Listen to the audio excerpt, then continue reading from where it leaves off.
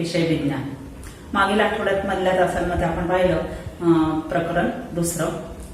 पहिल्या प्रकरणाप्रमाणेच तुम्ही दुसऱ्या प्रकरणाचा देखील नीट वाचून अभ्यास केला असेल आणि त्या खालचा स्वाध्याय वहीमध्ये सोडून ठेवला असेल अशी मी आशा करते. आणि आता आपण पुढे जाऊया.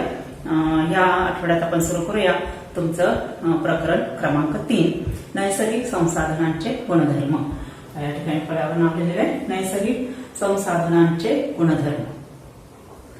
नावावरनं काही जणांना प्रश्न पडला असेल की नैसर्गिक संसाधनं म्हणजे काय, कोणाला म्हणतात नैसर्गिक संसाधनं.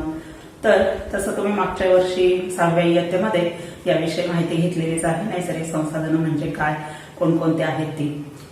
पण थोडीशी उजळणी म्हणून आपण पुन्हा बघूया. तर विद्यार्थ्यांनो, अशा काही गोष्टी आठवा की ज्या मिळवण्यासाठी आपल्याला फक्त आणि फक्त निसर्गावरच अवलंबून राहावं लागतं. त्या वस्तू आपल्याला फक्त निसर्गाकडूनच मिळतात. जर त्या वस्तू आपल्याला कुठल्या दुकानात अशा मिळत नाहीत आणि मिळाल्या असं त्यासाठी आपल्याला खूप मोठी किंमत मोजावी लागते. मग अशा गोष्टी कुठल्या बरं, तर बघा हवा, आपल्याला मिळणारी हवा, त्यानंतर आपल्याला मिळणारी पाणी आणि आपलं जी शेती आपण ज्याच्यावर उगवतो ती म्हणजे जमीन. मग हवा, पाणी, जमीन, तसंच सूर्यप्रकाश, ह्या ज्या काही वस्तू आहेत, हे जे काही घटक आहेत, हे आपल्याला फक्त आणि फक्त निसर्गातूनच मिळतात. अशा घटकांना म्हणतात नैसर्गिक संसाधने, की जी आपण आपल्या दैनंदिन जीवनामध्ये ज्याचा आपण वापर करत असतो. तर ह्या नैसर्गिक संसाधनांपैकी काही संसाधनांच्या गुणधर्मांचा अभ्यास आपल्याला या प्रकरणामध्ये करायचा आहे. तर सर्वात पहिल्यांदा आपण बघणार आहोत हवा या नैसर्गिक संसाधनाविषयी.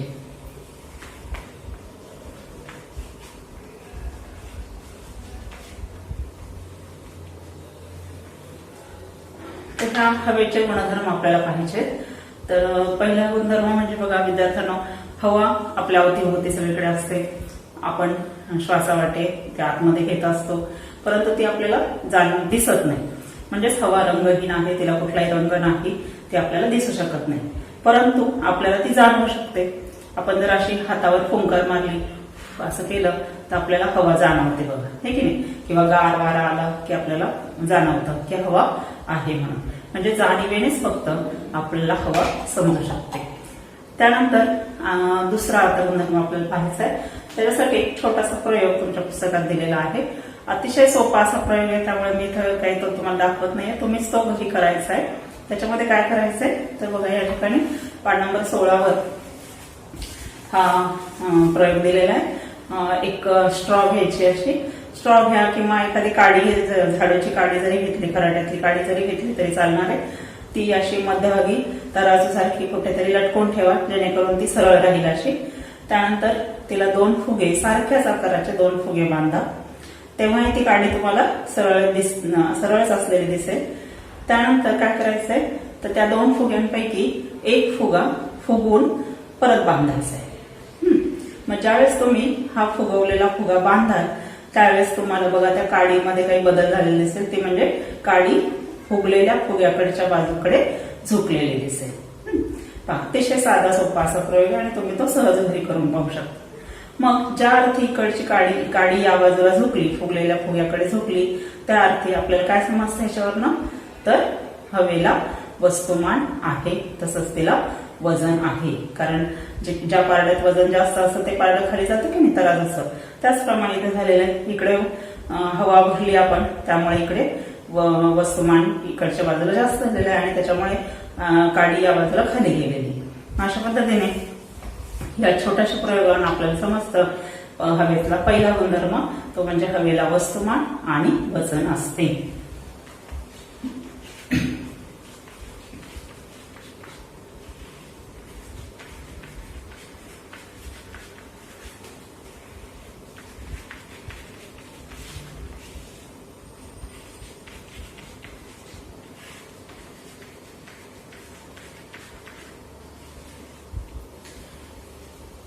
आता तुमच्यापैकी काही जणांना प्रश्न पडला असेल की हे 2 शब्द काय आहेत, वस्तुमान आणि वजन. तर विद्यार्थ्यांनो, या 7वीच्या इयत्तेत तुम्ही एवढं लक्षात घ्या फक्त की वस्तुमान म्हणजे एखाद्या पदार्थामध्ये असलेल्या द्रव्यसंचय, त्याचं मोजमाप. आपल्याला माहिती आहे की सगळ्या वस्तू ह्या सूक्ष्म अशा कणांनी बनलेल्या असतात. ह्या कणांचा किंवा सूक्ष्म द्रव्यांनी बनलेल्या असतात या द्रव्यांचा संचय याला म्हणतात वस्तुमान किंवा त्याचं मोजमाप म्हणजे वस्तुमान. आणि वजन म्हणजे काय तर कुठल्याही पदार्थावर बघा पृथ्वी तिचं गुरुत्व बल लावत असते आणि यालाच म्हणतात वजन. ह्या दोन गोष्टी आपण लक्षात ठेवूया, वस्तुमान आणि वजन. तर आपण बघा नेहमी हलक्या वस्तूंना हवेची उपमा देत असतो की हवेसारखा हलका आहे किंवा हवेनेच देखील उडून जाशील असं आपण म्हणतो की नाही. तर हलकी जरी असली तरी देखील तिला वस्तुमान आणि वजन असतं हे आपल्याला या ठिकाणी या छोट्याशा प्रयोगातून पाहायला मिळतं. हा झाला हवेचा पहिला गुणधर्म. त्यानंतर आता आपण दुसरा गुणधर्माकडे बोलूया. दुसरा गुणधर्म पाहण्यासाठी सुद्धा एक छोटासा प्रयोग दिलेला आहे, तो मी इथे तुम्हाला दाखवते. बघा माझ्या हातात एक सिरिंज आहे, इंजेक्शन देताना डॉक्टर वापरतात सिरिंज, सगळ्यांना माहिती आहे. आणि हा प्रयोग देखील तुम्ही घरी करू शकता. जरी तुमच्याकडे सिरिंज नसेल तर तुमच्याकडे सगळ्यांकडे बहुतांश तुमची रंगपंचमीची पिचकारी असते बघा, की नाही. त्या पिचकारीचं आणि ही सिरिंज सेमच असतं, सारखेच असतं. तर तुम्ही त्या पिचकारीच्या साहाय्याने सुद्धा हा प्रयोग करून पाहू शकता. तर बघा या ठिकाणी हे वरचं सुईचं टोक मी मोकळं ठेवलेलं आहे, सुई काढून ठेवलेली आहे. आणि असं असताना मी हा दट्टा ओढते खाली. बघा अगदी सहज ओढते, सहज ओढला गेलेला आहे. आणि जेव्हा मी सोडला तेव्हा तो दट्ट्या आहे तिथेच आहे. बघा ज्या ठिकाणी जिथपर्यंत मी ओढला तिथेच तो दट्ट्या आहे. आता बघा मी हा दट्ट्या पुन्हा आतमध्ये घालते आणि आता मी हे वरचं टोक जे आहे हे या बोटाने असं घट्ट बंद करते आणि आता हा दट्ट्या ओढते. तर बघा थोडासा जास्त हे द्यावा लागतो जोर. आणि सोडला तर बघा पुन्हा एकदा दाखवते. हा दट्ट्या मी ओढते आणि सोडल्यावर बघा काय झालं, हा दट्ट्या ज्यावेळेस मी सोडला त्यावेळेस तो परत त्या मूळ जागी गेला, आतमध्ये ढकलला गेला. ह्याच्या आधी ज्यावेळेस हे बोट मी मोकळं होतं, हे टोक ज्यावेळेस मोकळं होतं त्यावेळेस बघा हा दट्ट्या ओढल्यानंतर जिथे आहे तिथेच राहिलेला.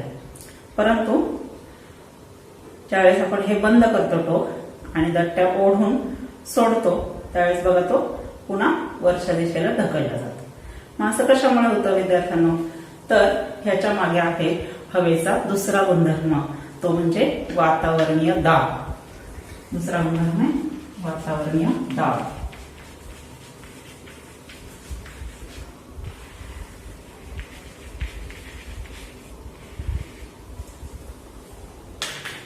म्हणजे काय विद्यार्थ्यांना, तर बघा हवा, ह्या हवेमध्ये अतिशय बारीक बारीक असे कण असतात त्या हवेमध्ये असलेल्या वायूंचे.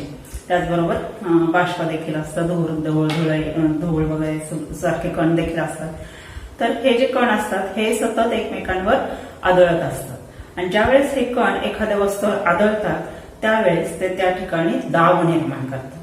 आणि ह्या दाबाचाच परिणाम या ठिकाणी आपल्याला दिसून येतो. कसा, तर ज्यावेळेस मी हे तोंड असं बंद करून हा दट्ट्या खाली ओढते त्यावेळेस काय होतं की इथे थोडीशी जागा, या जागेमध्ये आता थोडीच हवा आहे आणि ह्या थोड्याशा हवेला आता इथं मोकळी जागा मिळालेली. बघा या मोकळ्या जागेमध्ये थोडीशी हवा आहे त्या ठिकाणी आणि त्या थोड्याशा हवेला खूप सारी मोकळी जागा या ठिकाणी मिळालेली आणि त्याच्यामुळे काय झालंय, ही हवा विरळ झालेली. त्याच्या तुलनेत या इथल्या हवेच्या तुलनेत बाहेरची हवा, म्हणजे ही जी बाहेरची हवा आहे ही कशी दाट आहे आणि त्याच्यामुळे बाहेरच्या हवेचा दाब हा या आतल्या हवेच्या दाबापेक्षा कसा आहे, जास्त आहे. आणि त्याच्यामुळं हवा ही नेहमी जास्त दाबाकडून कमी दाबाकडे वाहत असते आणि मग त्याचा परिणाम म्हणून हा दट्ट्या आतमध्ये ओढला गेलेला आपल्याला दिसतो. बघा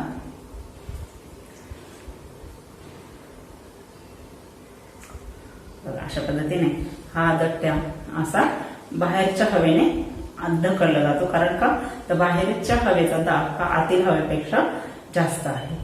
अशा पद्धतीने वातावरणीय दाब हा हवेमुळे निर्माण झालेला हा एक हवेचा गुणधर्म आपण पाहिला. तसंच हाच प्रयोग तुम्ही कुठल्याही पद्धतीने, म्हणजे हे सिरिंज सरळ ठेवा, तिरपी ठेवा, अशी ठेवा आणि कुठल्याही पद्धतीने करून पाहिलं तरी सुद्धा आपल्याला पुन्हा पुन्हा हाच अनुभव येणार आहे, तो दट्ट्या आतमध्ये जाताना दिसणार आहे. बघा या ठिकाणी पुन्हा आतमध्ये जाताना दिसतोय, तिरपा धरला तरी पुन्हा आतमध्ये जाताना आपल्याला दिसतो. अशा पद्धतीने ह्या प्रयोगानं काय लक्षात येतं की हा जो वातावरणाचा दाब आहे हा सर्व दिशांनी समान असतो. अशा पद्धतीने आपण वातावरणाच्या दाबाविषयी पाहिलं. आता आपण पुढे जाऊया. पुढे तुमच्या पुस्तकात एक सदर दिलेला आहे बघा, माहिती मिळवा म्हणून. त्याच्यामध्ये असं त्यांनी प्रश्न विचारलेला आहे की चंद्रावर वातावरणाचा दाब असेल का? तर बघा बरं विद्यार्थ्यांना विचार करा. तर तुम्ही चांद्रवीरांचे फोटो पाहिले असतील. चंद्रावर ज्यावेळेस पहिल्यांदा मानव उतरला किंवा आतापर्यंत जेवढ्या सारे झाले चंद्रावर त्याचे फोटोज तुम्ही पाहिले असतील. त्याच्यामध्ये ते जे चांद्रवीर असतात ते एक त्यांच्या सूटमध्ये पाठीवर एक सिलेंडर दिसतं बघा. तर हे सिलेंडर कशासाठी असतं तर त्याच्यामध्ये प्राणवायू म्हणजे ऑक्सिजन घेऊन जात असतात ते. मग का बरं असं असतं तर आपल्याला सगळ्यांना माहिती आहे की चंद्रावर वातावरण नाही, तिथे हवा नाही, त्याच्यामुळे त्यांना ते सिलेंडर न्यावं लागतं. मग वातावरणच नाही म्हटल्यावर तिथे हवेचा दाब असेल का, वातावरणीय दाब असेल का? तर निश्चितच नाही. म्हणजे चंद्रावर वातावरणाचा दाब नाही असं आपल्याला याचं उत्तर मिळतं. त्यानंतर आणखी पुढे आता एक पुढच्या दुसऱ्या सदरामध्ये माहित आहे का तुम्हाला नावाचं एक सदर आहे बघा. त्याच्यामध्ये तुमच्या माहितीसाठी दिलेली आहे माहिती. ती अशी की सर्वसामान्य स्थितीमध्ये समुद्र सपाटीवर हा जो वातावरणाचा दाब असतो त्याचं मोजमाप दिलेलं आहे. तो दाब असतो 1,01,400 न्यूटन प्रति चौरस मीटर. हा काय हवेचा दाब इतका असतो समुद्र सपाटीवर सर्वसामान्य स्थितीला 1,01,400 न्यूटन प्रति चौरस मीटर. आता न्यूटन प्रति चौरस मीटर हे काय तर दाबाचं एकक. जसं आपण अंतर सांगताना मीटरमध्ये सांगतो, वस्तुमान सांगताना किलोग्राममध्ये सांगतो, आकारमान सांगताना लिटरमध्ये सांगतो, तसं हे जे आहे दाब हा न्यूटन प्रति चौरस मीटर या एककात सांगितला जातो. तर समुद्र सपाटीवर हा इतका दाब असतो. आणि मग तुम्हाला प्रश्न पडला असेल की हा दाब मोजतात कसा? तर हा दाब मोजण्यासाठी एक यंत्र बनवलेलं आहे. त्याचं नाव आहे वायुदाब मापक. वायुदाब मापक नावाचं एक यंत्र आहे. त्याच्या साहाय्याने हा हवेचा दाब मोजला जातो. आणि जसं आपण समुद्र सपाटीपासून वर वर जाऊ तसं हा हवेचा दाब काय होतो कमी कमी होत जातो. कारण का तर जसं आपण समुद्र सपाटीपासून वर जाऊ तशी हवा विरळ होत जाते. अशा पद्धतीने हवेच्या दाबाविषयी आपण माहिती घेतली. याच दाबावर आधारित एक आणखी एक मजेशीर प्रयोग तुम्हाला इथे सांगितलेला आहे. थोडी गंमत या सदरामध्ये बघा. तर तो प्रयोग आपण बघूया इथे.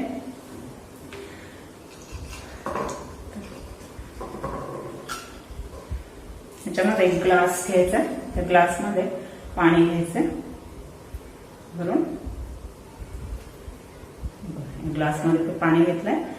त्या पाण्यावर एक पुठ्ठा असं ठेवायचं. दिसतंय सगळ्यांना?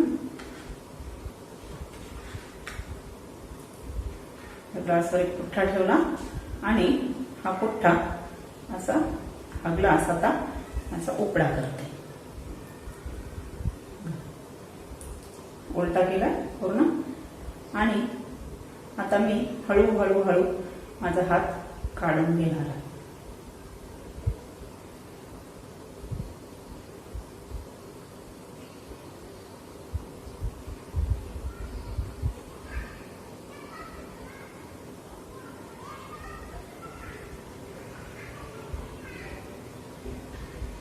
बघा दिसतंय काय दिसतंय आपल्याला? तर मी जरी हात काढला तरी हा पुठ्ठा किंवा हे पाणी बाहेर येत नाही. बघा ग्लास पूर्ण उलटा आहे पण पाणी बाहेर येत नाही. तर विद्यार्थ्यांनो अशी गंमत तुम्ही लहान मुलांना तुमच्यापेक्षा लहान मुलांना जादू म्हणून सुद्धा दाखवू शकता. तर कशामुळे होतं हे? ह्याच्यामागे काय शास्त्रीय कारण आहे? तर ज्या वेळेस आपण ग्लास उलटा करतो त्यावेळेस बघा त्यातली हवा त्या ग्लासमध्ये आता पाणी असल्यामुळे तिथं हवा खूप थोडी आहे आणि त्या ग्लासमधल्या हवेच्या मानाने बाहेरची हवा कशी आहे जास्त आहे. मग बाहेरच्या हवेचा दाब हा आतल्या हवेपेक्षा कमी आहे आणि त्याच्यामुळे आताच आपण पाहिलं की हवा ही नेहमी जास्त दाबाकडून कमी दाबाकडे वाहत असते. मग बाहेरची हवा त्या पुठ्ठ्याला काय करत असते आतल्या बाजूला ढकलत असते आणि त्याच्यामुळे तो पुठ्ठा तसाच त्या पाण्याला चिटकून राहतो आणि पाणी खाली पडत नाही. तर असा हा छोटासा प्रयोग तुम्ही सुद्धा घरी नक्की करून पहा. मग इथपर्यंत आपण हवेच्या दाबाविषयी पाहिलं. आता याच हवेच्या दाबावर आणखी काही शास्त्रज्ञांनी काही अभ्यास केला आहे आणि काही तत्व मांडले. त्याविषयी आता आपल्याला माहिती घ्यायची. तुमच्या पुस्तकात असे होऊन गेले नावाचे एक सदर आहे. त्यामध्ये एका शास्त्रज्ञाविषयी माहिती दिलेली आहे. त्यांचं नाव आहे डॅनियल बर्नौली.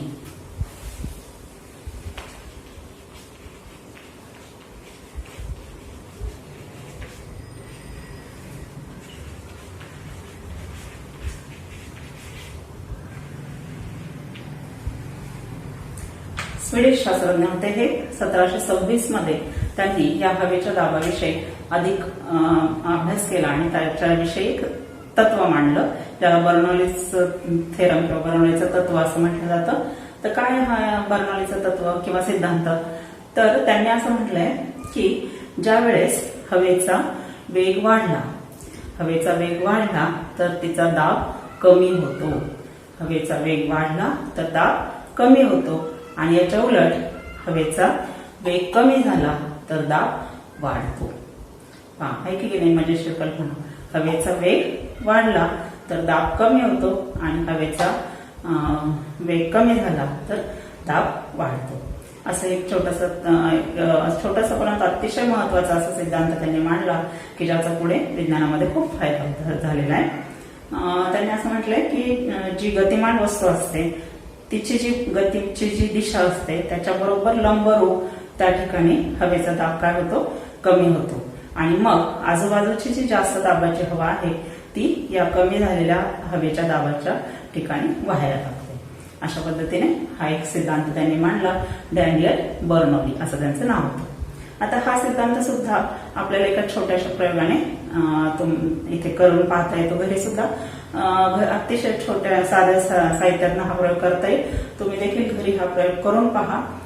काय करायचंय पहिल्यांदा मी प्रयोग सांगते. बघा, पान नंबर 17 वर या ठिकाणी दिलेला आहे. एक असा ग्लास घ्यायचा, त्याच्यामध्ये पाणी घ्यायचंय, त्याच्यामध्ये एक स्ट्रॉ उभी धरायची आणि त्या स्ट्रॉला बरोबर काटकोनात येईल अशी दुसरी स्ट्रॉ धरायची आणि या दुसऱ्या स्ट्रॉतून फुंकर मारायची, जोरात फुंकर मारायची. फुंकर मारल्याबरोबर काय होईल तर या स्ट्रॉ मधनं हे पाणी बाहेर येईल आणि असा एक फवारा तुम्हाला दिसेल. तर ह्याच्या मागचं कारण आता आपण बघूया. तर मी या ठिकाणी बघूया आपण तो प्रयोग मी इथे आणलेले साहित्य, परंतु तो जो फवारा आहे तो तुम्हाला दिसेल की नाही शक्यता कमी आहे. बघूया आपण. हे ग्लासमध्ये पाणी घेतलेलं, त्याच्यात हा एक स्ट्रॉ असा उभा ठेवायचा अशा पद्धतीने आणि दुसरा स्ट्रॉ घ्यायचा आणि बरोबर ह्याला काटकोनात येईल अशा पद्धतीने असं धरून त्याची फुंकर मारायची.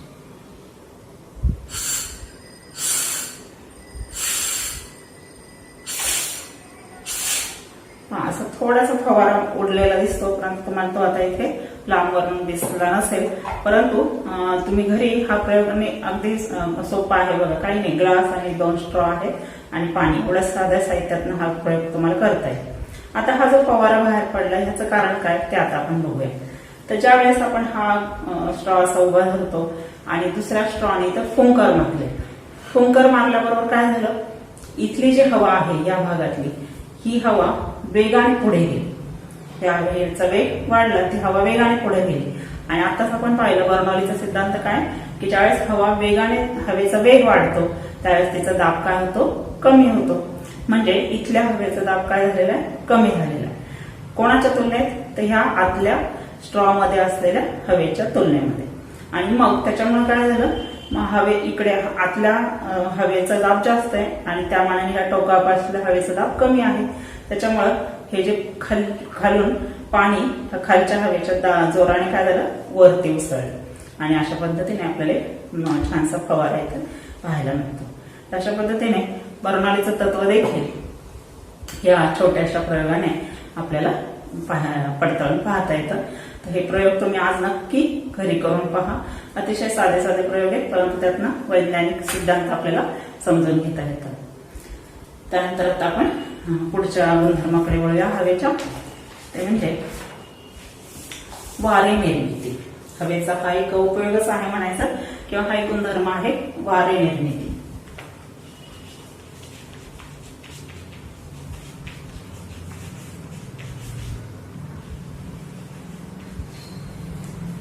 बघा विद्यार्थ्यांनो, आपण म्हटलं की अवतीभोवती हवा असते, परंतु ती आपल्याला जाणीवेने कळते. ज्यावेळेस हवा वाहते त्यालाच आपण म्हणतो वारा आला, वारा वाहतो असं आपण म्हणतो. मग वारा ज्यावेळेस वाहतो त्यावेळेस आपल्याला हवेची जाणीव होते. मग हा वारा कशामुळे वाहतो, तर आताच आपण जे पाहिलं की हवेच्या दाबातला फरक या वाऱ्यासाठी कारणीभूत असतो. म्हणजे काय, तर एखाद्या ठिकाणची हवा जर जोराने एखाद्या ठिकाणची हवेचा वेग वाढला तर ती हवा पुढे जाते आणि त्याचा परिणाम काय होतो, तिथल्या हवेचा दाब कमी होतो आणि त्याच्यामुळे काय होतं की आजूबाजूच्या प्रदेशामध्ये किंवा आजूबाजूच्या भागामध्ये जिथे हवेचा दाब जास्त आहे तिकडून हवा ह्या कमी झालेल्या दाबाकडे व्हायला लागते. मग ज्यावेळेस हवा वाहते त्यालाच आपण म्हणतो वारे वाहणे. मग तुम्ही भूगोलामध्ये देखील शिकणारच आहात किंवा आतापर्यंत पाहिले असेल की खारे वारे, मतलई वारे, नैऋत्य मोसमी वारे अशा पद्धतीने हे जे वाऱ्यांचे प्रकार पाहायला मिळतात हे हे हवेच्या दाबातील फरकामुळेच आपल्याला पाहायला मिळतात. अशा पद्धतीने वारे निर्मिती हा देखील या हवेच्या दाबाचाच एक परिणाम आहे. मग हा एक आपण गुणधर्म पाहिला. आता आपण पुढच्या गुणधर्माकडे वळूया. त्यासाठी सुद्धा एक परत छोटासा प्रयोग आपल्याला करायचा आहे. एक भांड घ्यायचंय आणि त्यामध्ये बर्फ टाकायचा आहे. बर्फ तुमच्याकडे असेल घरी तर मी आता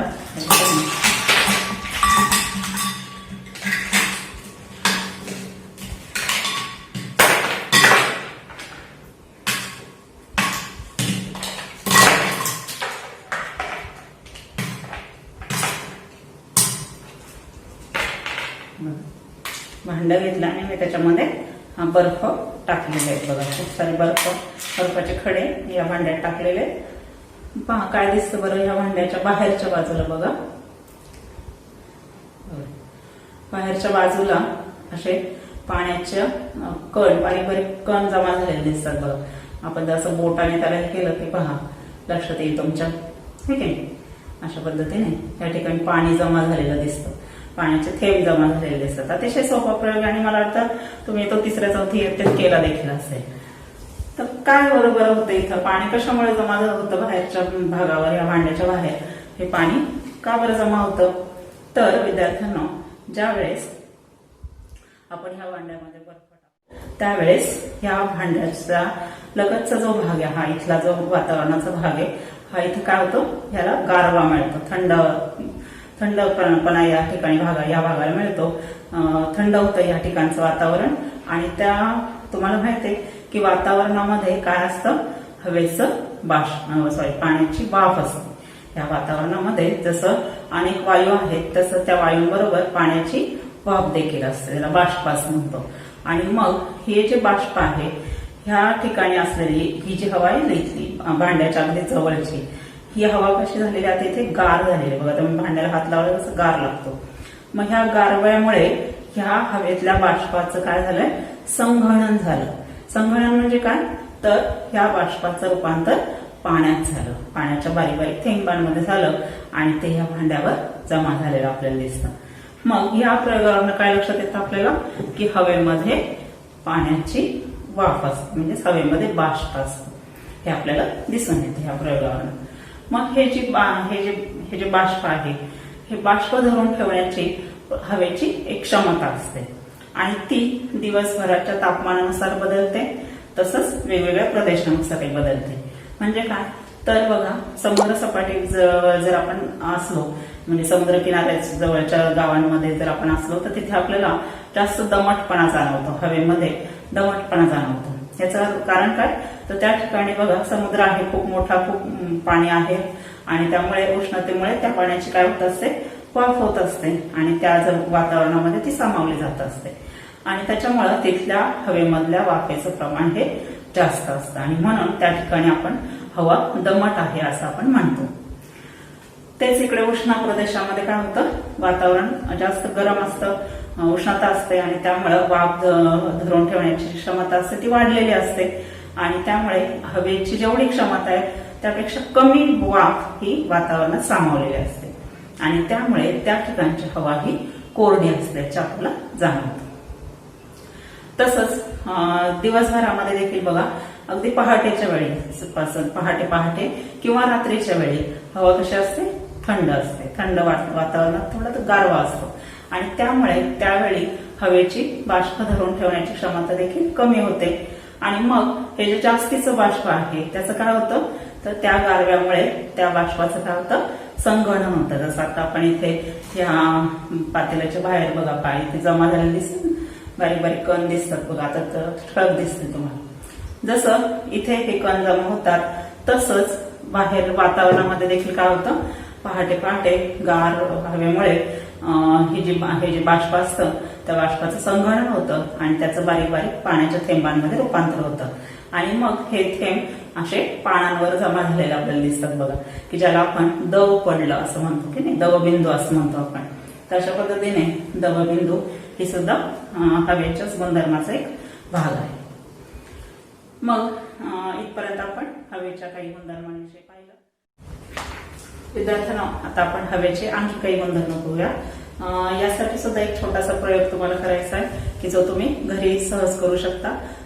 तुम्ही काय करता किंवा हा अनुभव तुम्ही बऱ्याच वेळा घेतलेला देखील असेल की एक बादली घ्यायची, पाणी भरायचं त्याच्यामध्ये आणि एक बाटली आपली पाणी प्यायची बाटली जी असते तुमची ती त्याच्यामध्ये उलटी उडवण्याचा प्रयत्न करायचा. तर सुरुवातीला ती जाणार नाही बघा, बाटलीमध्ये पाणी जाणार नाही, पण ज्यावेळेस तुम्ही बाटली थोडीशी तिरपी कराल त्यावेळेस तुम्हाला असं दिसेल की हवेचे बुडबुडे वर जाताना दिसतात आणि पाणी बाटलीमध्ये शिरत आहे. तर बघा तुमच्या पुस्तकात पान नंबर 18 वर या ठिकाणी दाखवलेलं आहे बघा ते चित्र. तर या प्रयोगात आपल्याला काय लक्षात येतं विद्यार्थ्यांना, तर हवा ज्यावेळेस आपण बाटली रिकाम आहे असं म्हणतो त्यावेळेस ती खरी रिकाम असते का, तर निश्चितच नाही. त्याच्यामध्ये काय असतं, हवा भरलेली असते, म्हणजे ती रिकाम जागा हवेने व्यापलेली असते. म्हणजेच हवा जागा व्यापते हा हवेचा एक नवीन गुणधर्म आपल्याला पाहायला मिळतो. हवा जागा व्यापते, मग जागा व्यापणे हा हवेचा नवीन गुणधर्म आपल्याला पाहायला.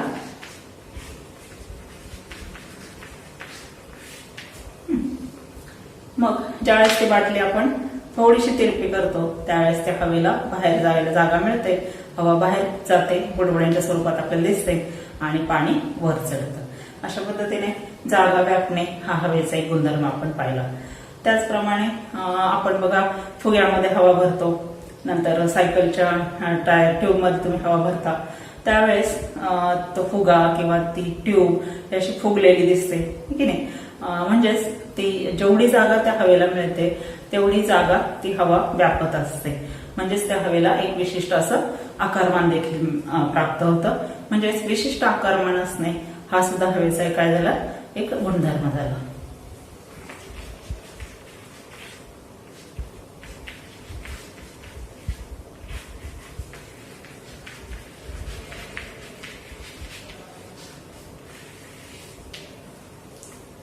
मग विद्यार्थ्यांना आतापर्यंत आपण पाहिलेल्या सगळ्या या माहितीवरनं तुमच्या लक्षात आलं असेल हवेचे वेगवेगळे गुणधर्म.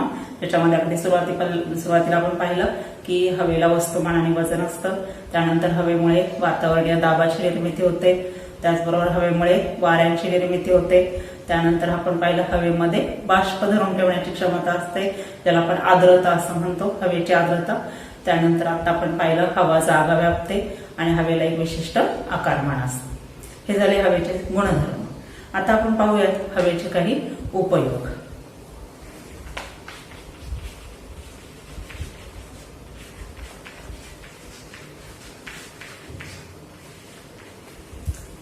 तर विद्यार्थ्यांनो हवा आपल्यासाठी तर अतिशय महत्वाची असा हा घटक आहे, कारण ज्याच्यावरच आपलं जीवन अवलंबून आहे. श्वासोच्छ्वासामध्ये आपण या हवेतलाच ऑक्सिजन वायू आपण घेत असतो. त्याचबरोबर आणखी काही उपयोग आहेत या हवेचे. त्यातला पहिला म्हणजे प्रकाशाचं विकिरण.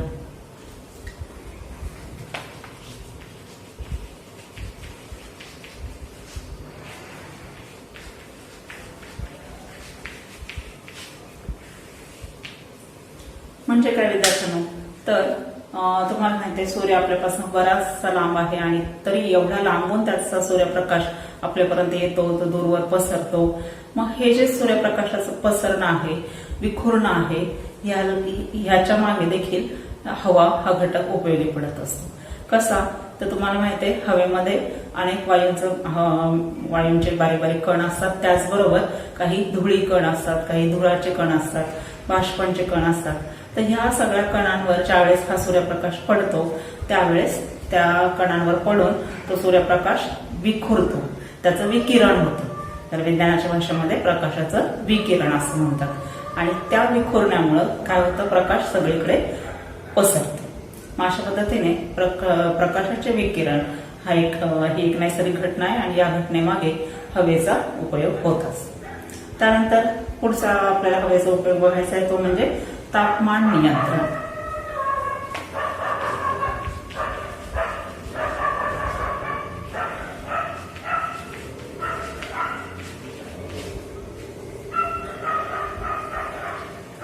विद्यार्थ्यांना आता आपण पाहिलं की पृथ्वीला सूर्याकडून ऊर्जा मिळत असते.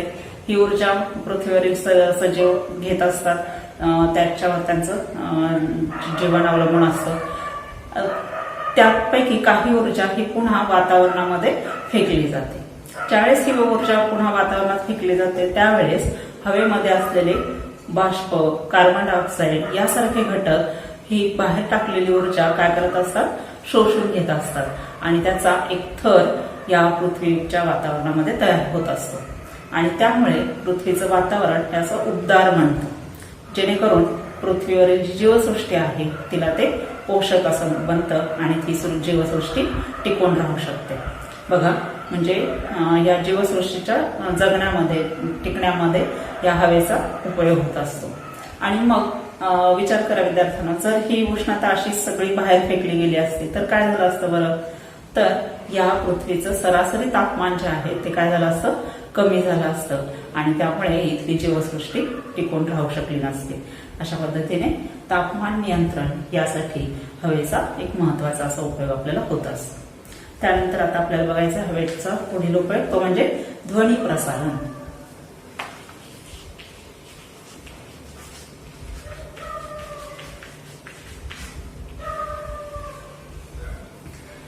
ध्वनी म्हणजे आवाज आणि प्रसारण म्हणजे पसरणे. आवाज पसरणे किंवा आवाजाचं एका ठिकाणाहून दुसऱ्या ठिकाणी जाणं याला म्हणतात ध्वनी प्रसारण. आणि यासाठी देखील विद्यार्थ्यांना हवेची अत्यंत आवश्यकता असते. या ध्वनीच्या प्रसारणासाठी हवा हा अत्यंत महत्वाचा असा घटक, माध्यम होत असतो याचा उपयोग. मग यासाठी एक साधं उदाहरण देते. म्हणजे समजा गाडीमध्ये लोक बोलत आहेत आणि गाडीच्या काचा बंद आहेत, खिडक्या बंद आहेत आणि बाहेर उभ्या असलेल्या व्यक्तीला मग ते आतमध्ये काय बोलत आहेत ते ऐकू येत नाही. कारण का तर काचा बंद असल्यामुळं त्या ठिकाणी बाहेर आतली हवा बाहेर येत नाहीये आणि त्यामुळेच परिणामी आवाज देखील बाहेर येत नाही. म्हणजेच आवाजाचं प्रसारण होण्यासाठी हवा हे माध्यम आवश्यक असतं. अशा पद्धतीने आपण हवेचे विविध उपयोग आतापर्यंत अभ्यासले. या तासामध्ये आज आपण हवेचे गुणधर्म पाहिले आणि हवेचे उपयोग देखील पाहिले. आता आज तुम्ही हा पूर्ण झालेला जेवढा हा टॉपिक आहे हा नीट वाचा आणि त्यावर जे काही प्रश्न तुमच्या पुस्तकात जरा डोके चालू अशा सदरामध्ये दिलेले आहेत ते तुम्ही त्यांची उत्तरं शोधण्याचा प्रयत्न करा. तर आज आपण इथेच थांबूया. पुढच्या तासाला बघूया आपण पुढच्या